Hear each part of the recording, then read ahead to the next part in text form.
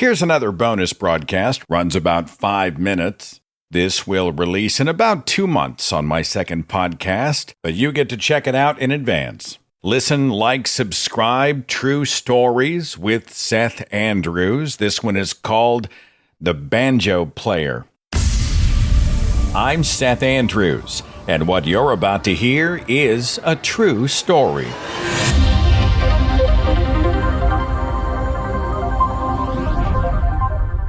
Alphonse played banjo in a band, a prison band.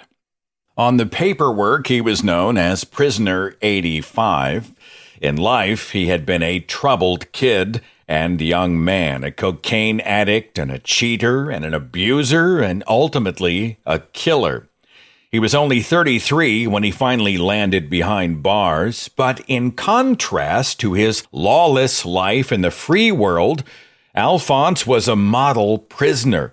In fact, he demonstrated such good behavior that when he went to the warden and asked for a banjo, he wasn't just allowed the instrument, he was given permission to form his own prison band, which he did.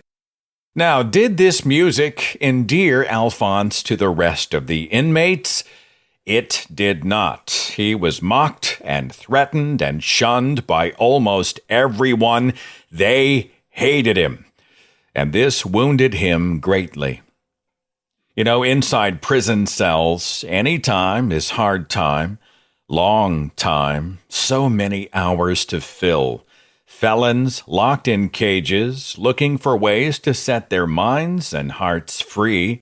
In isolation, they lose themselves. Sometimes they find themselves. They read and write and draw and paint and study. And in the case of Al, beyond working in the prison laundry, his escape was music. He claimed he had written over 500 songs, including a song written especially for his own mother. Such a strange, peaceful chapter for a guy who'd been expelled from school at 14 for punching a teacher, who had belonged to 2 gangs, who once shot somebody to death over a craps game and got away with it due to lack of evidence, who had killed another man in a fight over a girl and murdered others after that. In fact, he was so twisted that after he had killed some of his victims, he sent flowers to the funerals. Oh man, if anybody ever belonged in prison, it was this man. But the free world bad boy was a very different man in prison. He was quiet and reserved and sensitive and often scared of the inmates that hated him. And then something happened that would make his fellow inmates hate him even more. Here's what happened. There was another prisoner who was complaining about pain. He complained to the guards, "I need to see a doctor right away." The guards thought he was faking, and to punish him, they tossed him in solitary.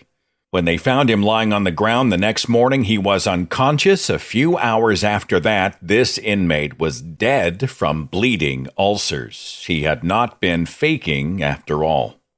And all the prisoners had watched the guards do nothing and essentially killed this man. They wondered if they might be next. They decided to protest. They made a decision as a group. The prisoners would do no work in the yard, no work in the laundry, no work anywhere in the prison. They would all go on strike. All of the prisoners would strike. But Alphonse had been on his best behavior. He had been enjoying the privileges. He savored his banjo and playing with the band on Sundays, and he decided not to join the prisoners' strike. And that decision would result in the longest night of his life. After lights out, he could hear the voices of the other inmates. "Hey, rats, we're going to get you. I'm going to kill you. I'm going to kill your entire family." Alphonse sat in that cell, terrified, listening to the constant threats. The next day, he tried working in the laundry as usual, but there were so many threats, so much harassment, the guards put him back into his cell. And that's where he sat for so very long, isolated and lonely and terrified.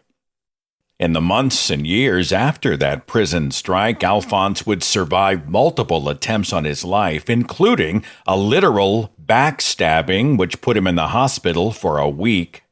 And the most interesting part of this story about the sensitive prison musician, scared of his fellow inmates and desperate to stay on good behavior, that man had become famous worldwide for some of the worst behavior in the history of the Chicago mob. Alphonse Capone. And that's a true story.